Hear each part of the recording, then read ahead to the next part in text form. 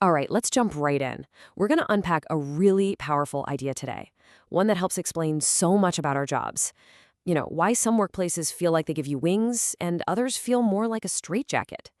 We're going to look at how we can move from just following a process to actually being driven by a purpose. I mean, come on, you've probably felt this. You're trying your best to solve a problem, to actually make a difference, but you just keep running into these invisible walls, walls made of policies and procedures and all these unwritten rules. That tension, right there, between wanting to contribute and being held back by the system, that's exactly what we're going to get into. So, to really get this, we first need to meet the hero of our story, the unboxed worker. And this isn't about being a rebel or breaking rules just because you can. Nope. As you can see here, it's all about taking on responsibility. So what does that mean? Well, an unboxed worker, they're not against having a process, but they see way beyond their official job description.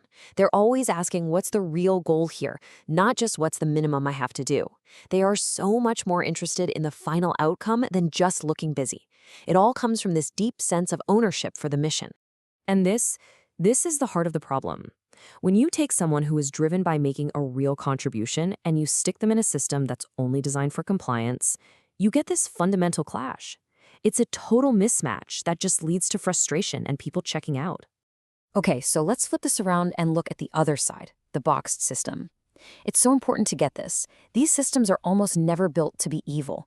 They usually come from a pretty good place, a desire for safety, for accountability, for things to run smoothly.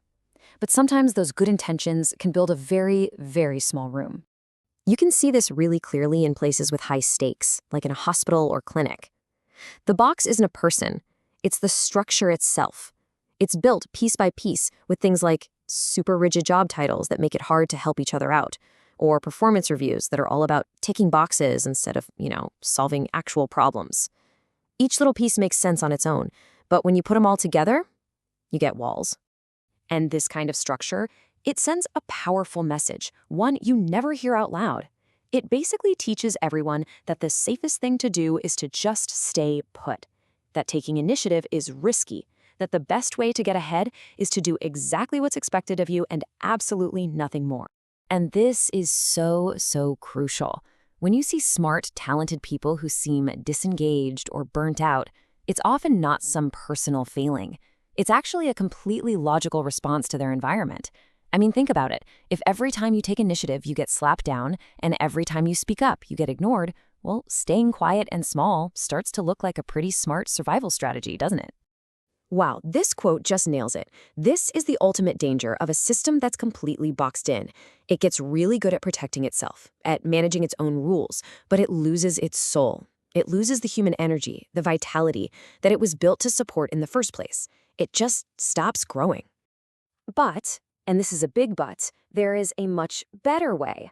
If a boxed system is the problem, then what's the alternative? What does an unboxed system even look like? How does it actually work? Okay, look at this. Here you can see the two mindsets side by side, and it's crystal clear.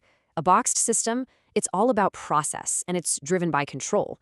But an unboxed system, it focuses on the big picture purpose and runs on human initiative. That is the fundamental shift. It's moving from a world that values compliance to one that values contribution. And it's about shifting from a culture of blame to a culture of learning. And let's be super clear about this. Unboxed does not mean chaos. It's not about having no structure at all. It just means that the structure, the rules, the processes, they're all designed to be tools. Tools that support smart, talented people and help them use their expertise, not a cage that stops them from thinking for themselves. So the big question is, how do we get there? How do we actually start moving toward this better way of working? Well, it's not just a job for the CEO, and it's not something one person can do on their own.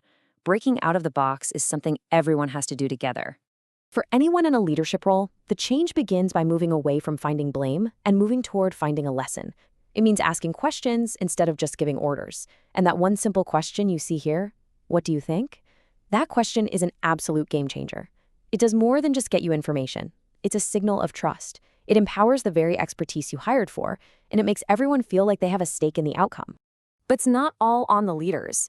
Even if you're in a system that's far from perfect, you still have power. The key is to stretch responsibly. What that looks like is using your professional judgment to ask smarter questions, to suggest improvements, and to work with people outside your little box, all while owning the results of your actions. And that brings us to this perfect balancing act. If you have courage without accountability, that's just chaos. But if you have accountability without courage, well, that's stagnation. Nothing ever changes. To really do unboxed work, you need both. They have to go hand in hand. So let's bring it all home. Why are we even talking about this? Because this choice between a boxed and an unboxed system has huge real-world consequences. The cost of staying inside that box is higher than you might think. And here it is. This is the hard truth.